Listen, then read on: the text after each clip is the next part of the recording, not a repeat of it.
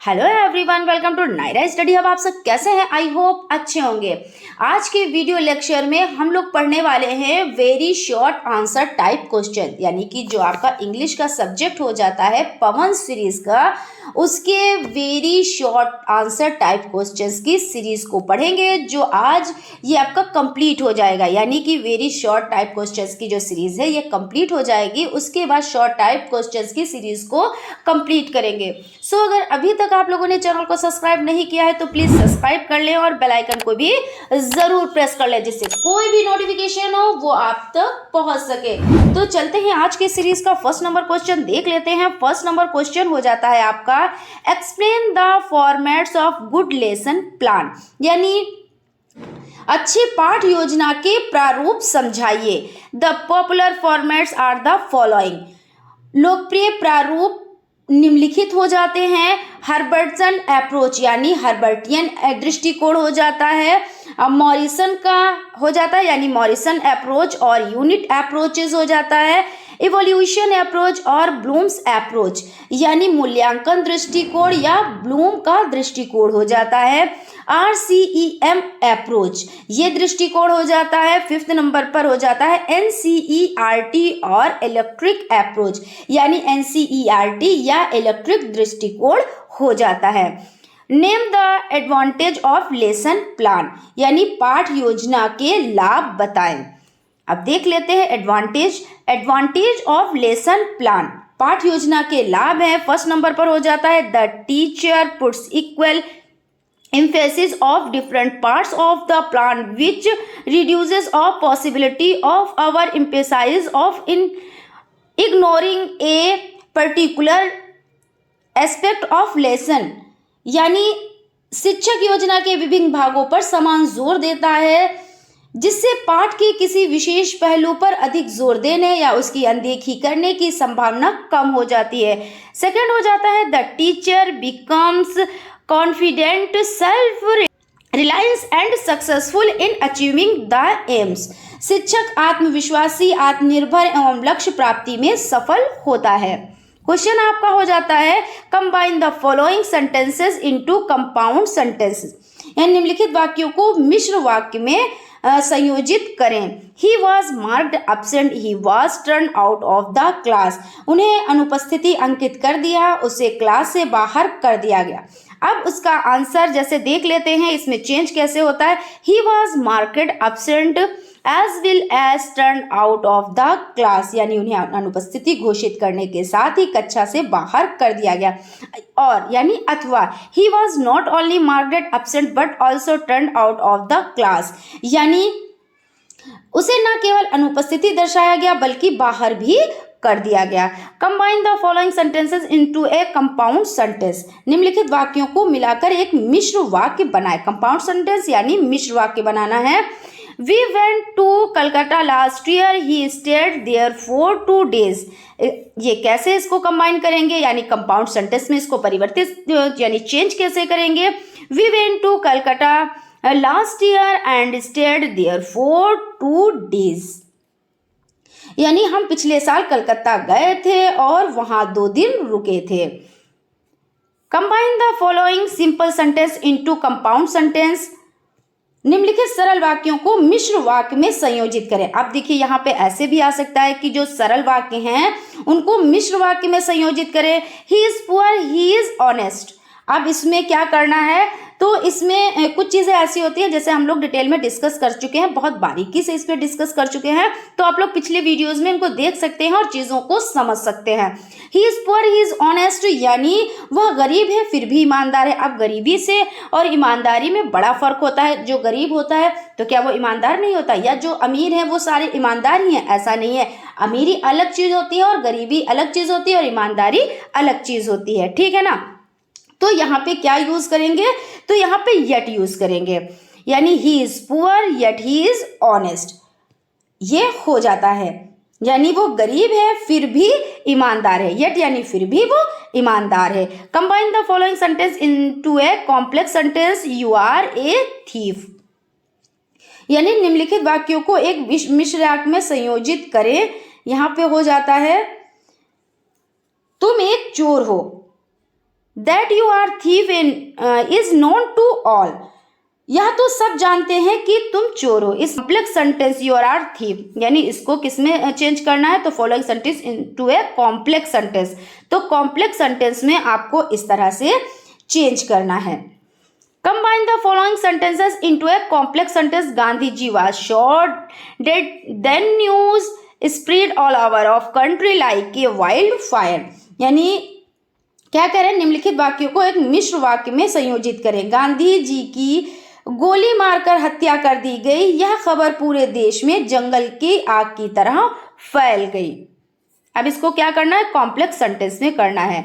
The news that Gandhi ji was shot died spread all over the country like a wild fire, यानी जंगल में आग की तरह फैल गई। Translate the following compound sentence into complex sentence, यानी निम्नलिखित संयुक्त वाक्य को रूपांतरित कीजिए मिश्र वाक्य।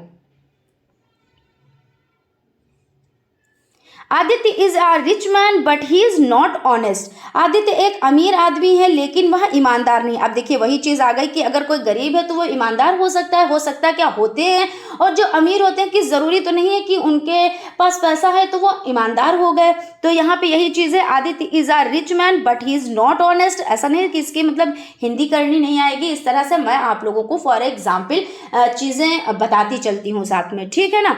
तो Aditya is a rich man but he is not honest, तो इसका हो जाता है Aditya is not honest all thought he is a rich man, यानी आदित्य एक अमीर आदमी होने के बावजूद ईमानदार नहीं है, मतलब वो अमीर तो है लेकिन वो ईमानदार नहीं है। क्वेश्चन है transform the following complex sentence into compound sentence, निम्नलिखित जटिल वाक्य को संयुक्त वाक्य में बदलें।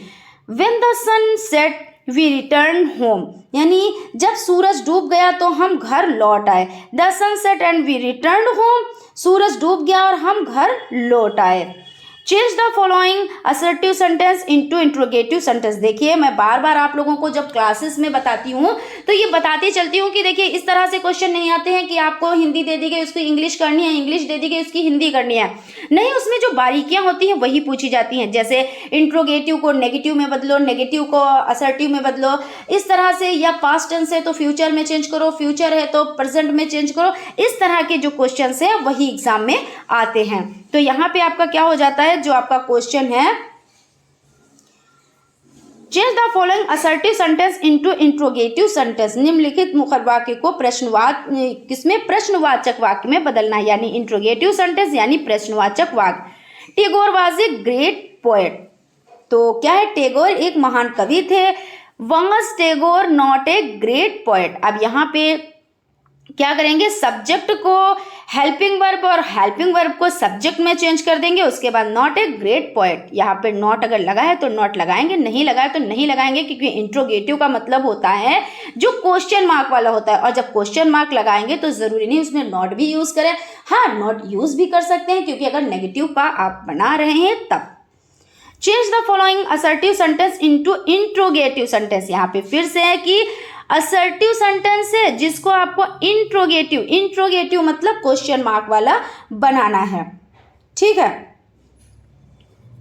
Everybody likes to become great, महान बनना हर किसी को पसंद होता है। तो who does not like to become great, महान बनना किससे अच्छा नहीं लगता। आप इस तरह से भी कह सकते हैं, इस तरह से भी कह सकते हैं, है ना।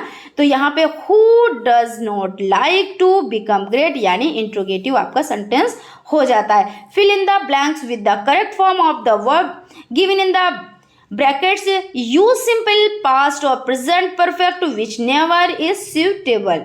यहाँ पे क्या कह रहे हैं, कोष्टक में दी गई क्रिया के सही रूप से रिक्त स्थान भरें। साधारण पास्ट या प्रेजेंट परफेक्ट का उपयोग करें जो भी उपयुक्त नहीं होता है। क्या कह रहे हैं, विच never is suitable. My uncle, और यहाँ पे डॉट डॉट है, ब्रैकेट में बाई है और एक कार हो जाता है। मेरे चाचा डॉट डॉट एक कार खरीदी। अब खरीदे यहाँ पे आएगा, या मेरे चाचा ने एक कार खरीदी, इस तरह से, है ना। खरीदी है तो यहाँ पे क्या यूज होगा, तो यहाँ पे आपका हो जाता है हैज बॉट, मेरे चाचा ने एक कार खरीदी है, तो हैज़ बॉट हो जाता है।